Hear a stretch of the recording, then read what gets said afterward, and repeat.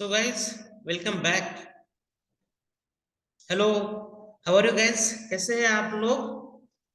ये जो हमारा लर्निंग का सेशन जो चल रहा है अभी, पूरी जो हम शेयर मार्केट लर्निंग की जो सीरीज अभी चला रहे हैं, ओके, उसमें अभी हम डिस्कस कर रहे हैं कंपनी क्लासिफिकेशन के बारे में। ये जो कंपनी क्लासिफिकेशन है, इसके जो कल वाला सेशन था उसमें हमने बाय सेक्टर, जिसमें हमने सेक्टरल इंडाइसेस के बारे में डिस्कस किया था। जो भी लोगों ने वो वाला वीडियो नहीं देखा है, वो हमारे प्रीवियस वाले वीडियो में जाके कंपनी क्लासिफिकेशन लेसन नंबर 1, उसमें जाके वो वाला वीडियो देख सकते हैं। आज हम डिस्कस करेंगे by size, it means by market capitalisation के बारे में। मार्केट कैपिटलाइजेशन, गाइस ये थोड़ा वर्ड ऐसा नहीं लगता ना, क्या है यार? सो गाइस, मार्केट कैपिटलाइजेशन को अगर मोटा मोटी समझा जाए तो इसमें कुछ रॉकेट साइंस ऐसा कुछ नहीं है। मार्केट कैपिटलाइजेशन का मतलब होता है वो कंपनी की फिलहाल का वैल्यूएशन क्या है, वॉल्यूएशन के वॉल्यूएशन के हिसाब से उसका जो क्लासिफिकेशन होता है, वैल्यू, उसके वैल्यू के हिसाब से उसका क्लासिफिकेशन होता है, उसे मार्केट कैपिटलाइजेशन के हिसाब से उसका क्लासिफिकेशन बोला जाता है। मतलब उसकी जितनी वैल्यू होगी उस हिसाब से उसका क्लासिफिकेशन होगा। जो हमारा एनएसी है, नेशनल स्टॉक एक्सचेंज, उसने जो हमारे सारे स्टॉक्स हैं उसे डिफरेंट कैटेगरीज में डिवाइड किया है। टोटल ये 3 कैटेगरीज है। जो पहली वाली कैटेगरी आती है वो लार्ज कैप कैटेगरी, सेकेंड वाली जो है वो है मिड कैप कैटेगरी, और जो थर्ड वाली है वो है स्मॉल कैप कैटेगरी। सो पहले हम लार्ज कैप कैटेगरी के बारे में डिस्कस करेंगे। जो लार्ज कैप कैटेगरीज है उसका मार्केट कैपिटलाइजेशन, मतलब वो कंपनी का वैल्यूएशन अबाउ 20,000 करोड़ से ज्यादा होता है। सो गाइस, ये बाय उसका बाय एनएससी के रूल के हिसाब से है, मगर ऐसा नहीं कि ये कौन सी भी कंपनी का वैल्यूएशन अगर 20,000 से ज्यादा है तो उसे वो लार्ज कैप में डालते हैं। नहीं, ऐसा नहीं होता। तो अगर इसे मोटा मोटी समझा जाए, जो भी टॉप की 100 कंपनीज है, जो भी टॉप के 100 स्टॉक्स है, वो सारे लार्ज कैप में आते हैं। मतलब 1 से लेके 100 तक, मतलब 1 से लेके 100 तक जो भी स्टॉक आते हैं उसे लार्ज कैप कंपनीज बोला जाता है। तो इसके वर्ड से हमें क्या पता चलता है कि ये सबसे बड़ी कंपनी, लार्ज मतलब बड़ी कंपनीज। सो ना, बड़ी कंपनीज का क्या होता है, उनका डाइवर्सिफाई पोर्टफोलियो, डाइवर्सिफाई बिजनेस होता है। वो साइज में बहुत बड़ी कंपनीज होती है, वो वेल इस्टेब्लिश कंपनी होती है, पुरानी कंपनी होती है, और मार्केट में उनका अच्छा खासा नाम होता है, जो यूजुअली आपको mid cap and small cap में देखने के लिए नहीं मिलेगा। इनका जो ओवरऑल जो फाइनेंशियल परफॉर्मेंस होता है वो बहुत अच्छा होता है। इनका जो, अगर आप सारे स्टेटमेंट देखोगे, अगर इनके आप प्रॉफिट एंड लॉस स्टेटमेंट, इनके अगर बैलेंस शीट, अगर आप सारे से ठीक से एनालिसिस करोगे तो आपको पता चलेगा कि ये सारे जो इनके फाइनेंशियल स्टेटमेंट है दे आर वेरी स्टेबल्स, सारे स्टेबल्स हैं। इसमें आपको कभी भी स्पाइक नहीं दिखेगी, बहुत ज्यादा प्रॉफिट हो गया और बहुत ज्यादा लॉस हो गया। तो इनका ओवरऑल जो परफॉर्मेंस होता है, फाइनेंशियल परफॉर्मेंस होता है, वो बहुत स्टेबल होता है।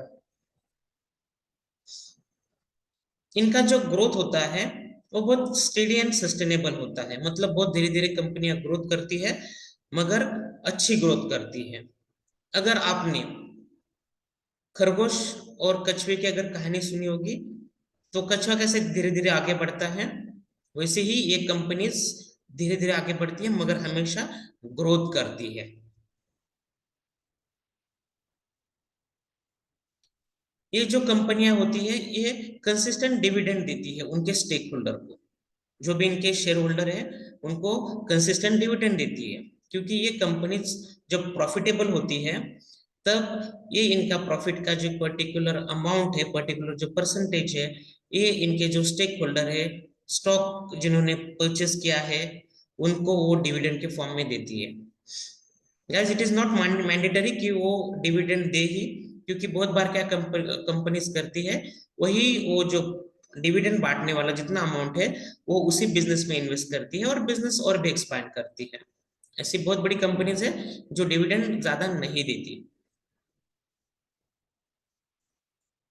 ये जो लार्ज कैप के स्टॉक है, इन्हें ब्लू चिप स्टॉक बोला जाता है। क्योंकि ब्लू चिप स्टॉक इनको क्यों बोला जाता है? क्योंकि ये कांस्टेंट रिलायबल होते हैं, इनका एक स्ट्रॉन्ग ट्रैक रिकॉर्ड होता है, यानी क्वालिटी वाइज अच्छे स्टॉक होते हैं। तो सारे लोग इसमें इन्वेस्ट करना रिकमेंड करते हैं और इसी में इन्वेस्ट करते हैं। क्योंकि गाइस जो अच्छी स्टेबल कंपनीज है, उनका जो डूबने का चांस, उनका बंद पड़ने का चांस भी नहीं होता, क्योंकि वो सारी कंपनीज अच्छी होती है। ये जो लार्ज कैप के जो सारे स्टॉक्स होते हैं, उनको सारे लोग ट्रैक करते हैं। मार्केट के जो एक्सपर्ट्स हैं, सारे जो बड़े बड़े ब्रोकर्स हैं, एफआईएस है, इनको कांस्टेंट एनालिसिस करते रहते हैं। तो आपका इसका जो एनालिस्ट कवरेज है, एनालिसिस रिपोर्ट है, वो आपको इजीली अवेलेबल हो जाता है आपके नॉलेज के लिए। अगर कुछ न्यूज भी होती है तो आपको इमीडिएटली पता चल जाती है। ये एडवांटेज होता है लार्ज कैप में। सो यूजुअली ये सारी चीजें आपको small cap and mid cap में देखने के लिए नहीं मिलेगी। इसमें आपको हाई ट्रेडिंग वॉल्यूम मिलेगा, मतलब लोग इसमें ट्रेडिंग करने के लिए, इन्वेस्टमेंट करने के लिए हमेशा तैयार रहते हैं।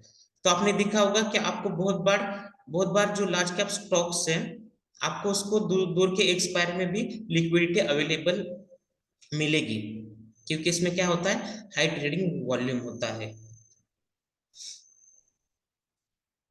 अगर इसके हम अगर कुछ नेगेटिव पॉइंट अगर देखे जाए, तो इसका जो अपसाइड होता है वो बहुत लिमिटेड होता है। यूजुअली अगर आपने देखा होगा कि जो stock mid cap and small cap में आते हैं, उनको आपको 20% एक ही दिन में जंप मिलेगा, 15% वो स्टॉक भागेगा, 10% वो स्टॉक भागेगा। मगर लार्ज कैप कंपनीज में ये सारी चीजें यूजुअली नहीं होती। और ये भी चीज ध्यान में रखिए कि लार्ज कैप जो कंपनीज होती है, इसमें मैनिपुलेशन पॉसिबल नहीं है। जहां पे स्मॉल कैप कंपनीज में और मिड कैप कंपनीज में भी आपको मैनिपुलेशन देखने के लिए मिलेगा। इसके लिए इसकी जो अपसाइड होती है वो थोड़ी लिमिटेड होती है, और आपको जो रिटर्न वाइज ये वाले जो लार्ज कैप वाले स्टॉक होते हैं वो थोड़े कम देते हैं। मगर एज अ इन्वेस्टर आपको डिसाइड करना है कि आपको कौन से स्टॉक में ट्रेडिंग एंड इन्वेस्टमेंट करना है। क्योंकि देखिए, जहां पे ज्यादा सिक्योरिटी है वहीं पे आप इन्वेस्ट कीजिए। और इन्वेस्टमेंट के बारे में अभी जो आने वाला टॉपिक है, टॉपिक नहीं, आज के ही जो पीपीटी का लास्ट का सेशन है उसके बारे में हम डिस्कस करेंगे। मगर अगर आप इन्वेस्ट कर रहे हो तो मैक्सिमम जो भी आपका अमाउंट है वो लार्ज कैप स्टॉक में रखिए। बाकी का जो अमाउंट आपको लगता है कि ठीक है उतने अमाउंट का आप रिस्क ले सकते हो, वो वाला अमाउंट आप mid cap and small cap में इन्वेस्ट कर सकते हैं। पैसा आपका है, चॉइस आपकी है। अभी हम जो डिस्कस करेंगे वो करेंगे मिड कैप कंपनीज के बारे में। मिड कैप कंपनीज भी ऐसा नहीं है कि बुरी होती है, लार्ज कैप से थोड़ी खराब, मतलब थोड़ी डाउनसाइड होती है, मगर यस, स्मॉल कैप से कभी भी अच्छी होती है। इसका जो मार्केट कैप होता है वो है ना बिटवीन 5,000 to 20,000 होता है। मगर मैंने जैसे बताया कि मार्केट कैप से हिसाब से हम नहीं देखेंगे, हम क्या देखेंगे कि उसका जो रैंकिंग है स्टॉक कंपनीज का, जो 101 कंपनी से लेके 250 कंपनी तक जो रैंक आता है वो सारी कंपनीज मिड कैप कंपनीज है। मिड कैप कंपनीज में और स्मॉल कैप कंपनीज में आपको हायर ग्रोथ पोटेंशियल मिलता है, क्योंकि ये कंपनीज क्या होती है, एज अ बिगिनिंग स्टेज में होती है, छोटी होती है, जिसमें अपसाइड ग्रोथ ज्यादा होती है। तो यहाँ पे आपको अच्छी खासी ग्रोथ देखने के लिए मिलती है कंपनीज में। क्योंकि एक बार कंपनी बड़ी होने के बाद उसको बहुत सारे लिमिटेशंस आते हैं, वो सारे लिमिटेशंस मीडियम और स्मॉल में नहीं होते। तो मिड कैप कंपनीज में आपको हायर ग्रोथ पोटेंशियल मिलता है। जो मिड कैप कंपनी जो होती है उनके पास इनोवेशन के लिए स्कोप होता है, उनके पास अपॉर्चुनिटी होती है कि मार्केट के ट्रेंड के हिसाब से खुद को मॉडिफाई कर सकते हैं। और यूजुअली ये सारी कंपनीज खुद को चेंज कर सकती है। तो ये सारी कंपनीज यूजुअली क्या करती है, खुद के इनोवेशन के ऊपर, मतलब प्रोडक्ट इनोवेशन, प्रोडक्ट डेवलपमेंट के ऊपर ज्यादा फोकस करती है। और एक इनके पास लिमिटेड प्रोडक्ट होते हैं, तो एक पर्टिकुलर सेगमेंट में वो उनको अपॉर्चुनिटी होती है कि वो सेगमेंट के, वो सेक्टर के वो मार्केट लीडर बन सकते हैं। क्योंकि अगर उनका अगर प्रोडक्ट अच्छा होगा, उनके अगर प्रोडक्ट लोगों की रिक्वायरमेंट फुलफिल कर रहा है, वो अगर प्रोडक्ट में क्वालिटी है, तो डेफिनेटली वो सेक्टर का लीडर बन सकता है।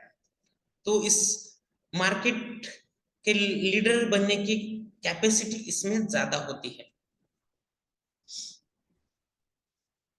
बहुत बार जो बड़ी कंपनीज होती है वो डाइवर्सिफिकेशन के हिसाब से mid cap and small cap company जो भी अच्छी लगती है उनको उनको एक्वायर कर लेती है, उनका वो स्टेक खरीदी कर लेती है, उनकी वो ओनर बन जाती है।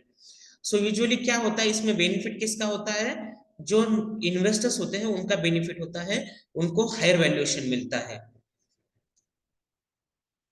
मगर यस, इसमें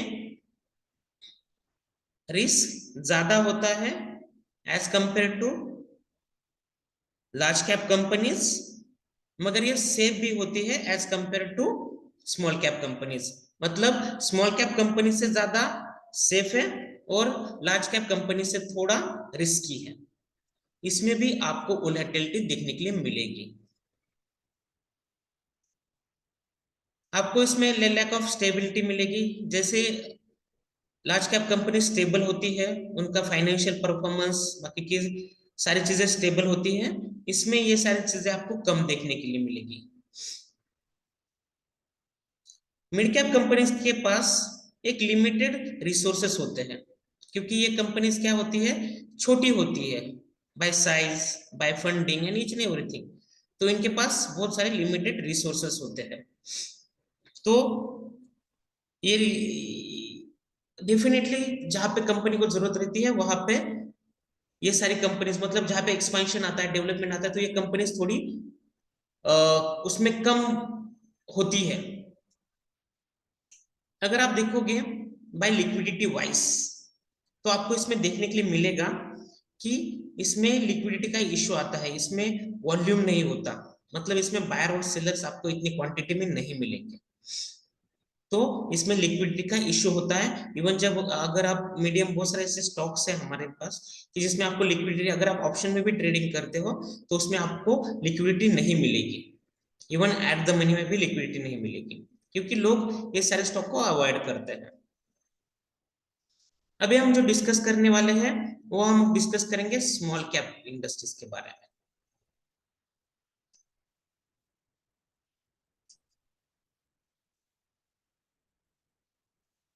ओके, जिनका भी स्मॉल कैप कंपनी में क्या होता है, जिनका भी 5,000, मतलब 5,000 से जिनका भी मार्केट कैप कम होता है उनका, वो है ना, सारी कंपनी स्मॉल कैप में आती है। सो जो भी बिलो 250 स्टॉक्स हैं वो सारे स्मॉल कैप कंपनीज के कैटेगरी में आते हैं। इसमें भी आपको हाई ग्रोथ पोटेंशियल मिलेगा। अगर आप इसमें अगर पैसा डालते हो तो आप अच्छा खासा कमा सकते हो, क्योंकि ये सारी कंपनीज इनिशियल स्टेज में होती है, इनका ग्रोथ बहुत, मतलब जो अच्छी, even guys small cap companies, अच्छी अच्छी कंपनीज आपको मिलेगी जिनका ग्रोथ बहुत अच्छा है। तो आप ये सारी कंपनीज में इन्वेस्ट करके अच्छा खासा रिटर्न्स कमा सकते हो, इसमें भी हाई ग्रोथ पोटेंशियल होती है। और जैसे ही यही companies, mid cap company, small cap companies आके जाके भी लार्ज कैप कंपनीज बन सकती है। तो यही सारी कंपनीज आपको क्या मिलती है अभी, अंडर वैल्यूड, कम कम पैसे में आपको इसमें इन्वेस्टमेंट करने की अपॉर्चुनिटी मिलती है। क्योंकि गाइस मिड कैप कंपनी का जब वैल्यूएशन बढ़ेगा तब वो है ना कौन से कैटेगरी में आएगी, वो आएगी लार्ज कैप कैटेगरी में। जब स्मॉल कैप कंपनीज का वैल्यूएशन बढ़ेगा तो वो है ना कौन से कैटेगरी में आएगी, वो आएगी मिड कैप कैटेगरी में। सो अगर आप इनिशियल स्टेज में अगर उसमें इन्वेस्टमेंट करते हो तो आपको कम प्राइस में अच्छे अच्छे स्टॉक मिल जाएंगे। तो यही पे होते हैं आपको अंडर वैल्यूड अपॉर्चुनिटीज। और इसका मार्केट कैप होता है बिलो 5,000।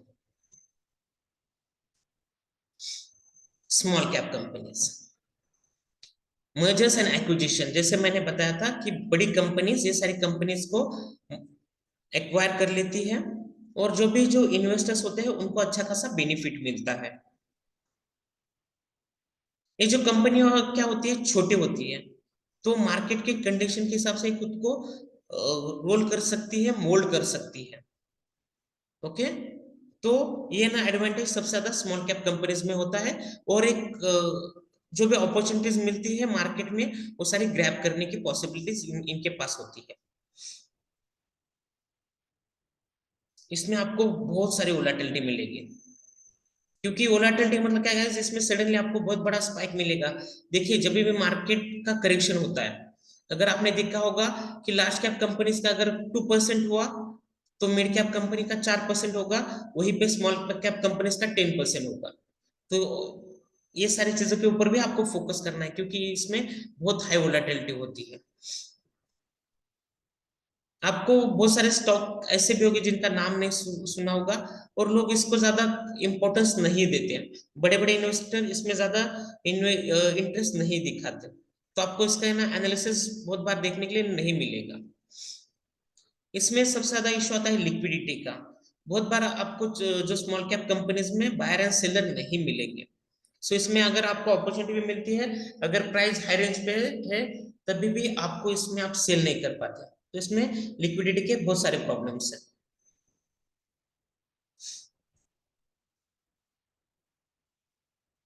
स्मॉल कैप कंपनीज का रिस्क हमेशा कभी भी ज्यादा होता है बिजनेस फेलियर का, बंद होने का। क्योंकि गैस जो लार्ज कैप कंपनीज होती है उनके पास इनफ फंड होता है, उनकी बैलेंस शीट स्ट्रांग होती है, वो कभी भी बंद नहीं गिरेगी। मगर जो मिड कैप कंपनीज होती है, स्मॉल कैप कंपनीज होती है, उसमें आपको फेलियर के चांसेस, कंपनी बंद गिरने के चांसेस ज्यादा होते हैं। ऐसे बहुत सारे हमारे पास एग्जांपल्स है कि जिनका वैल्यूएशन बहुत अच्छा था, मगर क्या हुआ, वो आज बंद हो गई, वो आज मार्केट में फेल हो गई है। तो ये सब क्योंकि ऐसे अगर मैं एग्जांपल देने जाऊं तो आपके पास वीडियोकॉन है, अनिल अंबानी की सारी कंपनीज है, डीएचएफएल है, तो ये सारी चीजें आपके सामने हैं। So you have to be very cautious while investment. अगर कुछ ये सारे स्टॉक क्या होते हैं, जैसे मैंने बताया बहुत सेंसिटिव होते हैं, कि अगर कुछ इकोनॉमिक कंडीशंस अगर हुई, ओके, तो ये इमीडिएटली रिएक्ट करते हैं। ओके, जैसे मैंने आपको एग्जांपल दिया था, लार्ज कैप कंपनीज ज्यादा नहीं गिरेगी, मिड कैप कंपनीज भी रिस्पेक्ट करेगी, मगर स्मॉल कैप कंपनीज ये सारी चीजें के लिए रिस्पेक्ट नहीं करती, क्योंकि these companies are very sensitive. So इसमें जब आप इन्वेस्ट करते हो तो आपको वेरी सतर्क रहना पड़ेगा, वेरी कॉशियस रहना पड़ेगा, क्योंकि इसमें रिस्क ज्यादा होता है। और ये छोटी कंपनी के पास फंड भी छोटा होता है, तो बहुत लिमिटेड रिसोर्सेस होते हैं।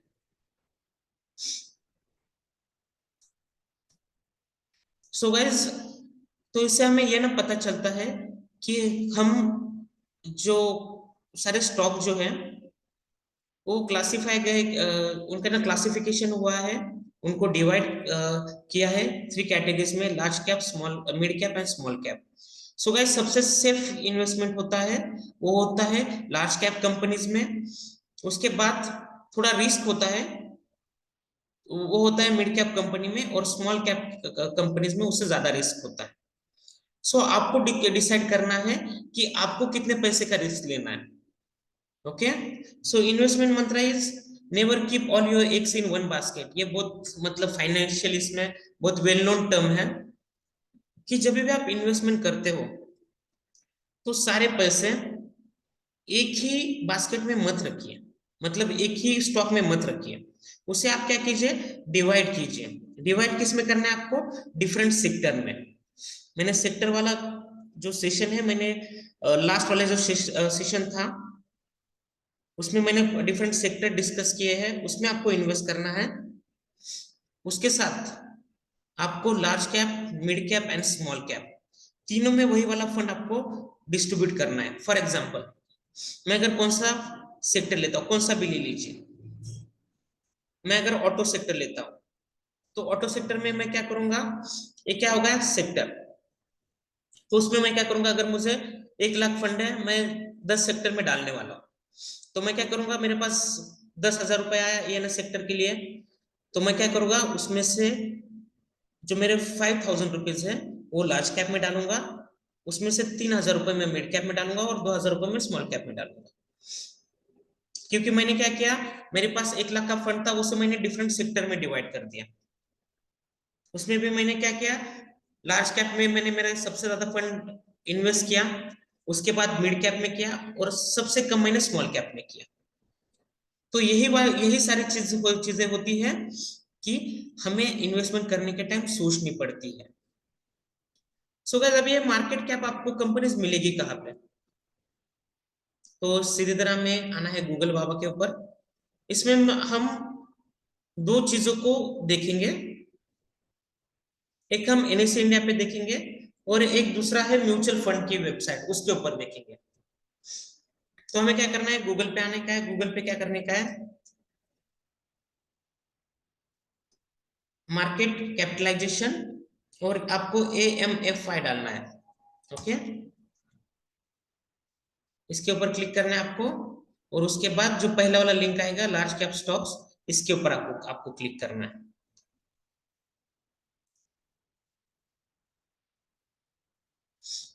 जैसे ही आप क्लिक करते हो, आपके सामने ये जो म्यूचुअल फंड का जो वेबसाइट है, उसके ऊपर आपको ये फर्स्ट वाला जो लिंक दिख रहा है, आपको एक्सेल शीट भी मिलेगी, आपको पीडीएफ भी मिलेगी। मैं पीडीएफ के ऊपर क्लिक करता हूँ। जैसे मैं पीडीएफ के ऊपर क्लिक करता हूँ, तो ये देखिए, मार्केट कैप के हिसाब से इन्होंने क्या किया है, जो भी टॉप की लार्ज कैप कंपनीज है, और यहाँ पे इन्होंने मेंशन भी किया है लार्ज कैप कंपनीज। सबसे बड़ी लार्ज कैप कंपनी कौन सी है, रिलायंस। इसको इन्होंने कौन से कैटेगरी में डाला है, ये येलो में डाला है। उसके बाद जो मिड कैप है, मिड कैप की इन्होंने क्या किया है, ग्रीन किया है। और उसके बाद देखिए उन्होंने क्या किया है, जो बाकी की है 251 से नीचे है, उनको उन्होंने सारे, ये सारे स्मॉल कैप कंपनीज है। तो आप एक बार देख लीजिए, जिससे आपको आसानी हो जाएगी। Okay, large cap, mid cap and small cap at the same time. आप एनएससी इंडिया के ऊपर भी जाके देख सकते हैं।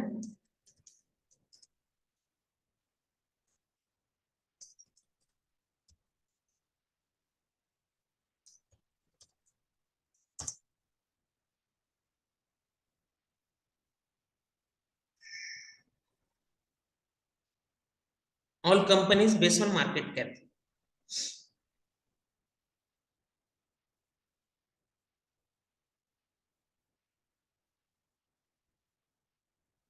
तो यहाँ पे ये जो अपडेट हुआ है 31 मार्च तक, ये सारी चीजें अपडेट हुई है।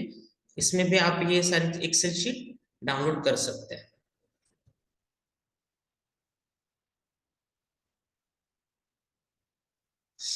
इसमें भी आपको सारी कंपनीज मिलेगी, जो भी हमने कंपनीज के बारे में डिस्कस किया है, ये सारी कंपनीज आपको वहां पे देखने के लिए मिल जाएगी।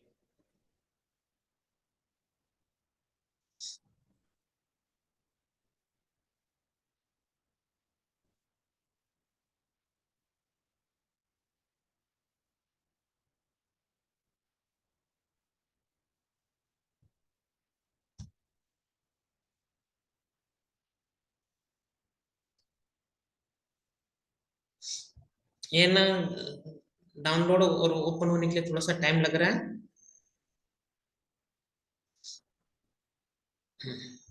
तो ये ओपन हो गया, तो आपको यहाँ पे सारी कंपनीज मिलेगी, और इसके बाजू में इसका मार्केट कैप भी लिखा हुआ है।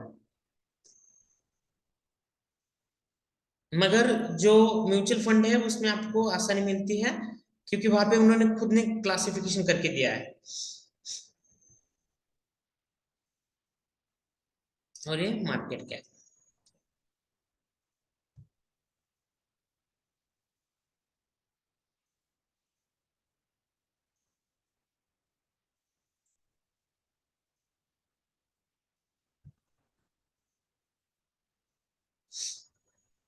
सो गाइस, इस तरह से आपको इन्वेस्टमेंट करना है।